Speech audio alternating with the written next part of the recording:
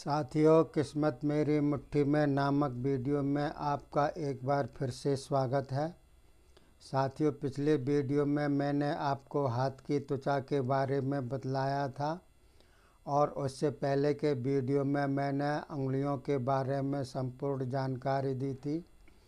आज के वीडियो में मैं आपको और बतलाता हूँ तर्जनी उंगली के नीचे का जो ये भाग होता है, ये जुपिटर कहलाता है, गुरु का क्षेत्र कहलाता है। अंग्रेजी में जुपिटर कहते हैं, बृहस्पति का क्षेत्र कहलाता है ये।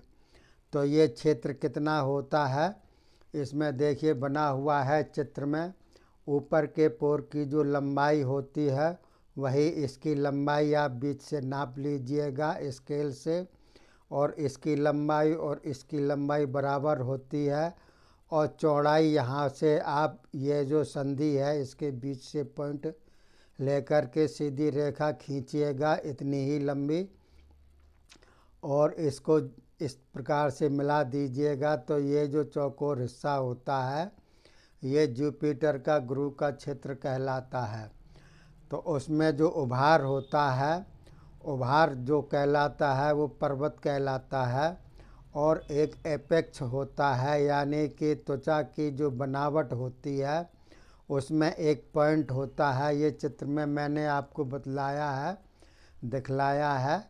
इस प्रकार से पॉइंट होता है, उसको एपेक्स कहते हैं।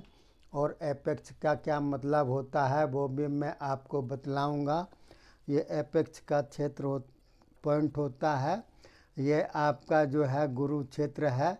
ये गुरु मुद्रिका होती है। मुद्रिका का मतलब पूरे राउंड में कोई भी रेखा हो जो इस गुरु के क्षेत्र को घेरती हो, गोल रेखा, उसको गुरु मुद्रिका कहते हैं। तो देखिए इन सब का क्या महत्व होता है मैं आपको बतलाता हूँ। अगर मान लीजिए ये जो एपेक्स है ये बिल्कुल केंद्र में ना हो, यानी कि यहाँ से यहाँ तक आप मिला लीजिएगा, ये केंद्र होता है बीचों बीच में। अगर केंद्र में ना हो, इधर उधर खिसका हो, अगर केंद्र में ना हो तो ऐसा आदमी अकेलापन महसूस करता है। उसके जो है कोई भी सगे संबंधी हों, उसके अनुयायी हों, उसकी सहायता करने वाले हों, कोई भी हों, घर वाले हों या बाहर वाले हों, लेकिन फिर भी वह अकेलापन सा महसूस करता है और असहाय महसूस करता है। ऐसा लगता है उसको कि जैसे हमारी कोई भी सहायता नहीं करेगा, और करता भी नहीं है उसकी सहायता कोई भी, क्योंकि उसको जो है जो भी मिलते हैं मित्र वगैरह वह अपने स्वार्थ वाले मित्र मिलते हैं। तो ऐसा आदमी जिसका एपेक्स सेंटर में ना हो, बीच में ना हो पॉइंट गुरु पर्वत पर, तो अकेलापन और असहाय महसूस करता है ऐसा आदमी। और अगर केंद्र में हो, बिल्कुल केंद्र में हो, तो बहुत बढ़िया होता है। ऐसा आदमी जो है बहुत ही बुद्धिमान होता है और उच्चाभिलाषी होता है। ऐसा आदमी उन्नतशील होता है अपने क्षेत्र में। उसका कोई सा भी क्षेत्र हो वह अपने क्षेत्र पर उन्नत करता जाएगा, अगर एपेक्स बिल्कुल सेंटर में है तो। और देखिए राजकीय सेवाएं करता है, वह नौकरी पैसा वो कर सकता है, अच्छी नौकरी उसको मिल सकती है। भले ही वो नौकरी ना करे, लेकिन उसमें इतनी कुव्वत होती है, इतनी उसकी जो है होती है ताकत के वह अच्छी से अच्छी नौकरी कर सकता है। और इच्छाओं का प्रदर्शन करने में वह अग्रणी रहता है। अपनी जो भी उसकी इच्छा होती है वह बेझिझक होकर के दूसरे के ऊपर जग जाहिर कर सकता है। तो देखिए साथियों, न्यायशील भी होता है ऐसा आदमी, उच्चाभिलाषी भी होता है, उन्नतशील होता है और न्याय प्रिय भी होता है। ऐसे आदमी को अगर जजमेंट के लिए दिया जाए तो अच्छा जजमेंट देता है ऐसा आदमी जिसका एपेक्स बिल्कुल सेंटर में हो। तो कौन कौन से गुण होते हैं? राजकीय सेवा करेगा, इच्छाओं का प्रदर्शन करेगा, बुद्धिमान होगा, उन्नतशील होगा और न्यायशीलता होगी ऐसे आदमी में। इसके अलावा देखिएगा, अगर मान लीजिए उभार यानी कि पर्वत जो मैंने बदलाया है उभार, अगर मान लीजिए शनि की ओर हो, शनि की ओर का मतलब ये होता है, ये बीच की उंगली के नीचे का भाग होता है, ये शनि का क्षेत्र कहलाता है, सैटर्न का क्षेत्र कहलाता है, इसको अंग्रेजी में कहते हैं।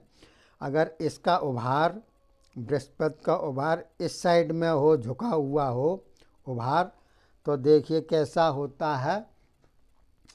ऐसा आदमी सच्चे साधुओं की तलाश करता है, परलोक सुधारने की उसकी अभिलाषा होती है, और वह कोई भी अगर उसको बढ़िया साधु मिल जाए तो उसकी वो संगत करेगा, क्योंकि वो जो है जन्म और मृत्यु पर विश्वास रखता है, पुनर्जन्म और पुनर्मृत्यु होती है, इसके लिए वो विश्वास करता है, तो इसलिए वह सच्चे साधुओं की तलाश करता है और एकांत प्रेमी होता है। ऐसा आदमी, उसको किसी से मतलब नहीं होता है, वह एकांत में उसको ज़्यादा अच्छा लगता है, ज़्यादा महसूस करता है। भीड़ भड़का शोर शराबा से वह दूर रहना ज़्यादा पसंद करता है, लेकिन वह निराशावादी होता है। कोई भी उसका काम अगर बिगड़ता हो तो वह शीघ्र ही निराश हो जाता है। नेगेटिव थिंकिंग भी उसकी में होती है संसार के प्रति, और असंभव अभिलाषा उसकी होती है। अगर मान लीजिए कोई भी उसकी इच्छा होगी, अभिलाषा होगी, तो वो इस प्रकार की होगी कि वह पूरी ना हो सके जीवन में। इस प्रकार की उसको बहुत ही ऊंची अभिलाषा होती है, लेकिन वो अपूर्ण होती है। तो देखिए शनि की तरफ अगर उभार हो तो कौन कौन से उसमें होते हैं अवगुण, अवगुण कह लीजिए या गुण कह लीजिए। साधुओं की तलाश होती है, असंभव अभिलाषा होती है, एकांत प्रेमी होता है और निराशावादी ऐसा आदमी होता है। और इसके अलावा अगर मान लीजिए उभार शनि की तरफ ना होकर के नीचे की तरफ झुका हो, नीचे की तरफ झुका हो, सेंटर में ना हो, ना शनि की तरफ हो, नीचे की तरफ झुका हो, तो ऐसा आदमी को कई बार बदनामियों का सामना करना पड़ता है। कोई भी काम वो ऐसा करेगा कि उसकी बार बार बदनामी होगी जीवन में, लेकिन वह साहित्य में सफल होगा। अगर वह साहित्य की ओर उसका झुकाव हो तो वह साहित्य में बढ़िया काम करता है, बढ़िया ही वह सफल हो सकता है। तो देखिए साथियों, एक अवगुण भी है उसमें और एक सगुण भी है, यानी कि कई बार बदनामी उसकी होती है और साहित्य में सफल होता है अगर उभार जुपिटर का नीचे की तरफ है, गुरु का उभार तो। और अगर मान लीजिए बाहर की तरफ उभार है, ये जो उभार है मान लीजिए इधर बाहर की तरफ है, अंगूठे की तरफ है, अंदर की तरफ नहीं है, ना नीचे की तरफ है, बाहर की तरफ है, तो वह कैसा होगा, खर्चीला होगा ऐसा आदमी, रौब डालने वाला होगा, दूसरे के ऊपर वह रौब डालने वाला होगा, उसकी गीदड़ भभकी होती है इस प्रकार की जो होती है, और रौब डालने वाला होगा, भले ही उसकी कुव्वत ना हो, और बड़े बनने की उसकी इच्छा होती है। प्रतिस्पर्धा में वह भाग लेता है और बड़े होने की उसकी इच्छा होती है, और वो आगे भी बढ़ सकता है अगर उसमें और भी गुण हैं तो, नहीं तो सिर्फ उसकी इच्छा ही रह जाएगी, बड़े बनने की इच्छा। और लेकिन वह पथभ्रष्ट होता है और संघर्ष में जीवन होता है उसका जीवन कैसा होगा, संघर्ष में होगा, कठिनाइयों से जूझने वाला होगा उसका, और वह अपने पथ से यानी कि अपने उद्देश्य से वह भटकने वाला होगा ऐसा आदमी, अगर उसका उभार जो है बृहस्पति का बाहर की तरफ है तो। देखिए कई चीज़ें इसकी पता चलती हैं बृहस्पति से। और अगर मान लीजिए उभार ना हो, दबा हुआ हो, ये जो क्षेत्र होता है बृहस्पति का दबा हुआ सा हो, उभार ना हो इसमें, तो इसका मतलब ये होता है कि उसके पर्वत में कमी है, कुंडली में उसका बृहस्पति नीच का पड़ा हुआ है। तो जिसका दबा हुआ होता है ये क्षेत्र, तो उसके माँ बाप का सुख नहीं मिलता है उसको, या तो उसके माँ बाप बचपन में ही बिछड़ जाते हैं, मर जाते हैं, या वह माँ बाप से अलग हो जाता है, या उसकी पटरी नहीं खाती है, यानी कि माँ बाप का कुल मिलाकर के उसका सुख नहीं होता है और निम्न स्तर के मित्रों वाला होता है। वह जो भी उसके मित्र होंगे वह कैसे होंगे, निम्न क्वालिटी के होंगे, उन जिनकी आदतें जो हैं निम्न टाइप की होती हैं, ऐसे आदमी होते हैं। और अगर देख लीजिए उभार है भी, लेकिन उंगली, उसकी उंगली का सिरा नुकीला है, उभार भी है और नुकीला सिरा भी है, तो ऐसा आदमी जो है अंधविश्वासी होता है। अंधविश्वासी का मतलब आप जानते ही हैं, भले ही कोई जो है अंधा होकर के वो जो है किसी के ऊपर, अपने धर्म के ऊपर या किसी के भी ऊपर वह विश्वास करता है, अंधविश्वासी होता है वह, लकीर का फ़कीर होता है वह। और अगर मान लीजिए उंगली चौकोर हो और बृहस्पति क्षेत्र उभरा हुआ हो और ऊपर का सिरा चौकोर टाइप में हो, तो ऐसा आदमी निरंकुश होता है, उसके ऊपर कोई अंकुश लगाता नहीं है, ना ही वह चाहता है कि मेरे ऊपर कोई अंकुश लगाए। तो निरंकुश होता है और वह अत्याचारी भी होता है, दूसरे के ऊपर अत्याचार करने में उसको बड़ा आनंद आता है। ऐसा आदमी जो चौकोर हो ऊपर से।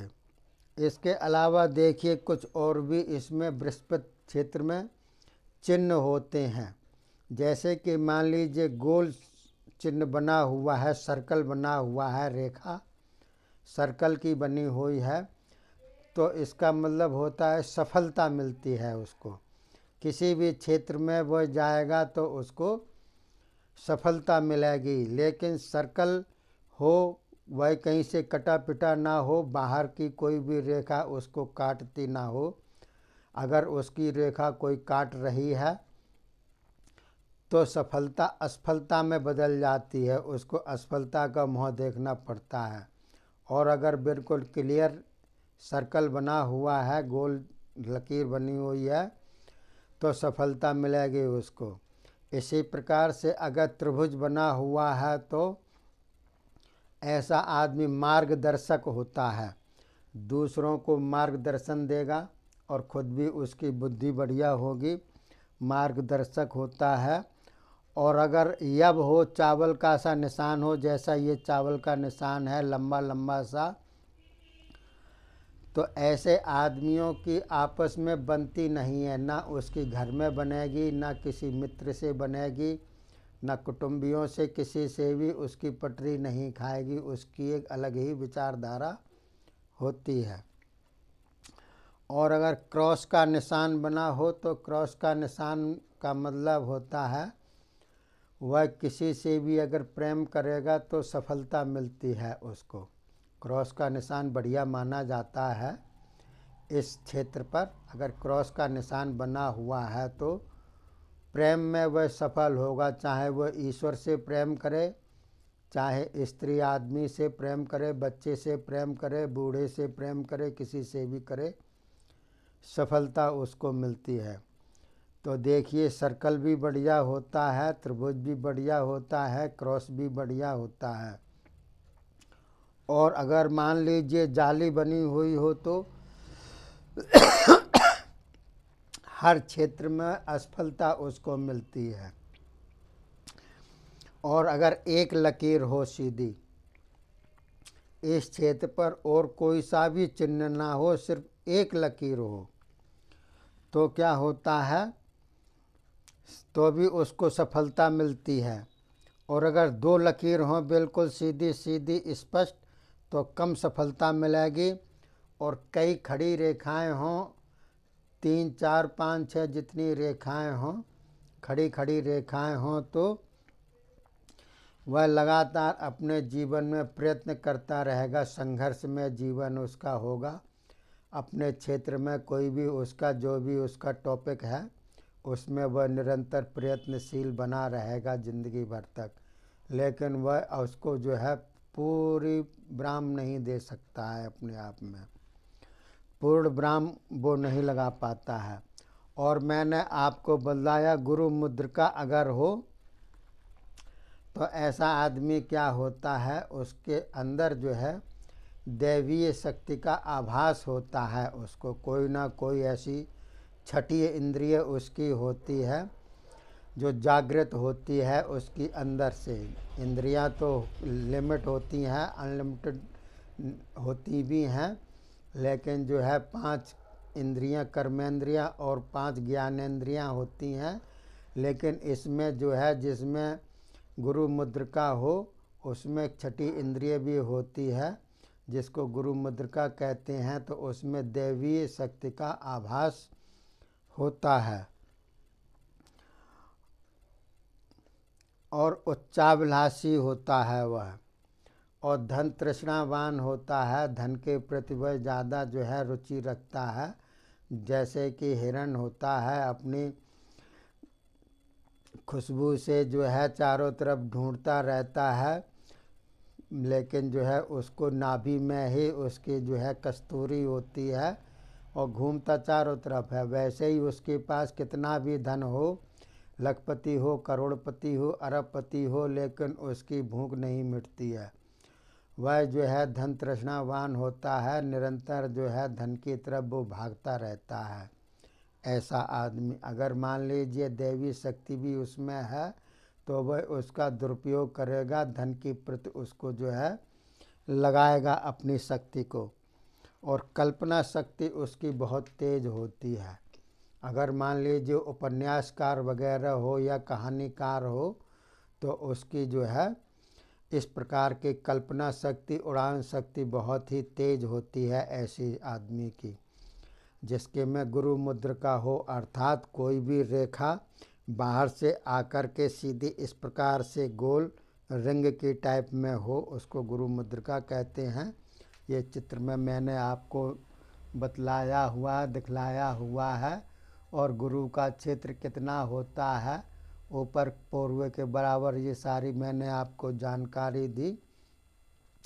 बृहस्पति के क्षेत्र के बारे में, जुपिटर के बारे में, कौन कौन से निशान का क्या क्या मतलब होता है। आशा है आपको वीडियो अगर अच्छा लगा हो तो आप लाइक और सब्सक्राइब और शेयर कीजिए और अगले वीडियो का इंतज़ार कीजिए। मैं आगे भी आपको वीडियो बना करके नॉलेज दूंगा। तब तक के लिए अपनी वाणी को विराम देता हूँ। जय हिंद।